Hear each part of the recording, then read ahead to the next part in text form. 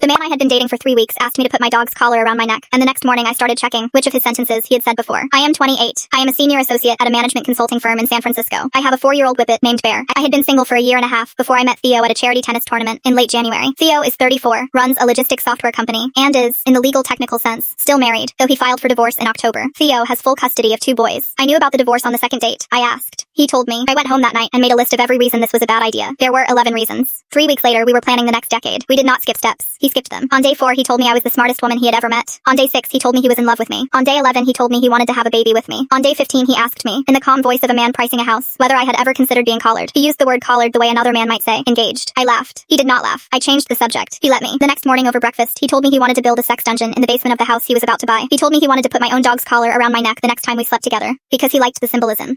He said it between bites of a poached egg. I went home that afternoon. I took Bear for a long walk. I sat at my kitchen counter for an hour. I went into Theo's LinkedIn and clicked through every endorsement until I found a name I recognized. The name belonged to a woman who had been 1 year ahead of him in college. I had not spoken to her since 2019. Her name is Caro. I sent Caro a Facebook message, 3 sentences long. Told her I was dating Theo and that things were moving fast. I told her I would be grateful if she could tell me, in 1 or 2 words, whether I should slow this down. Caro called me 40 minutes later. Caro had dated Theo in 2018. They had been together for 4 months. Caro told me Theo had told her she was his soulmate on day 8. Caro told me Theo had told her he was in love with her on day 12. Caro told me Theo had asked her to leave her job in marketing and start a project with him as a naughty secretary on day 22. Caro told me Theo had asked her on day 28 whether she had ever considered being collared. Caro told me Theo had used the word dungeon exactly once with her in passing as a joke. Caro told me she had ended it the next morning. Caro told me Theo had spent the next 3 months calling her, then 6 months emailing, and had finally written her a long Christmas card the year after that, asking her to come back to a project that had only ever made sense with her in it. Caro told me his wife at the time, the one in Marin now, was the woman Theo had married 4 months after Caro had ended it. I asked Caro if she had ever met the wife. Caro said yes, once, at a gallery opening 3 years ago, where the wife had told Caro in the bathroom that she sometimes wondered whether her husband was really over a girl named Caroline. Caro had not corrected her about her name. I sat at my kitchen counter for another hour after that call. I texted Theo at 4 in the afternoon and told him I needed a few days to think. He called me. I picked up. He spent 40 minutes on the phone explaining to me, in his calm voice, that what we had was not a thing a person walks away from, and that if I needed a rest day, I should come over so we could rest together. He used the dom subframing twice. The second time was when he asked me, in the middle of explaining something else, to get dressed and wait. I told him I was breaking up with him. I told him I was doing it over the phone because I did not trust myself in person. I told him I was going to hang up at the count of 10. I counted to 10. He was still talking when I hung up. He texted me 4 times in the next 48 hours. The 4th one was 1100 words. The 4th one used the word project 9 times. The 4th one told me he would not see anyone else for as long as I needed. I did not respond. I screenshotted Caro's Facebook messages and saved them in a folder on my laptop. I screenshotted the 1100 word text and saved it in the same folder. I labeled the folder with the date. I have not heard from Theo in 11 days. Bear's collar is on Bear, where it belongs. I went on a date last week with a perfectly nice software engineer who said 3 things on our first date that did not appear, in any order, in Caro's account of week 1 with Theo. He talked about his sister. He talked about a hike on Mount Tam. He told me, at the end of the date, that he hoped I had a good night. He did not call me his soulmate. He did not call me beautiful in a way that sounded rehearsed. I went home alone. Bear was waiting at the door. The folder is still on my laptop. I will not open it. The folder is for the next time a man hands me a sentence Caro warned me about, in a voice that has been used before, in handwriting I am this time going to recognize.